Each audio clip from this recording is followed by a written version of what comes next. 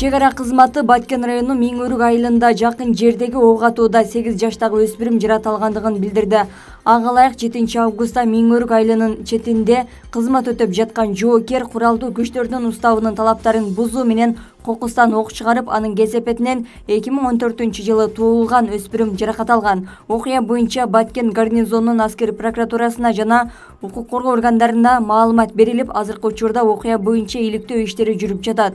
Башкы прокуратура ушул эле окуя боюнча башкача өңүттөгү маалымат таратты.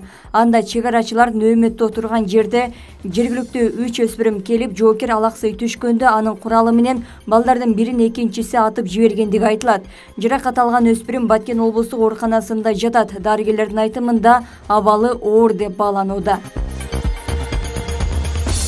Кадастр мамлекеттик мекемесинин Ала Мөдөн филиалынын кызматкери кызмат абалынан кыянаттык менен пайдаланууга шектелип кармалды.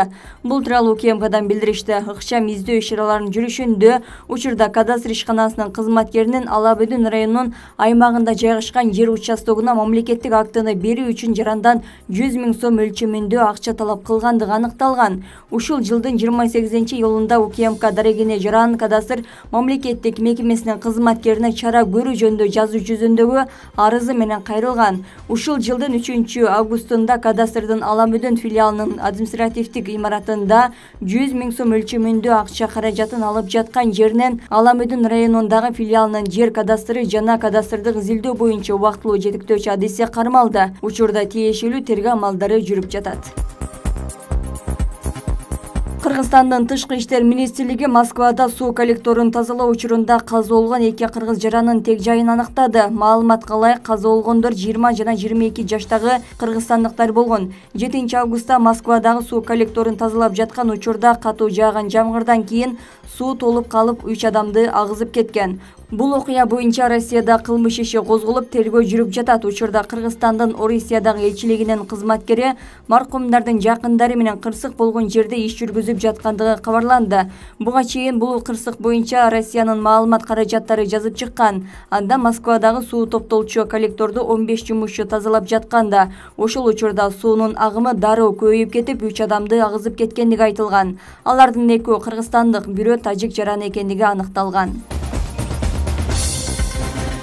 Президент Садыр Жапаров сентябрь айында Бириккен Улуттар уюмунун башкы ассамблеясынын 77-сессиясына катышуу үчүн Нью-Йорк шаарына барат. Бул тууралуу Тышкы иштер министри Жээнбек Кулбаев билдирди. Анын айтымында президент буунун жыйынында тоолуу өлкөлөрдөгү экологияны коргоо маселеси боюнча сөз сүйлөйт. Ошондой эле сапардын алкагында буунун башкачысы Антонио Гутерриш менен дагы жана башка жетекчилер менен сүйлөшүүлөрдү өткөрөт. Муну менен Садыр Жапаров президент катары Улуттар уюмунун жыйынына алгачкы жолу катышат. Былтыр ал буунун сессиясында видео байланыш аркылуу сөз сүйлөп, тоолорду сактоо боюнча демилге көтөргөн.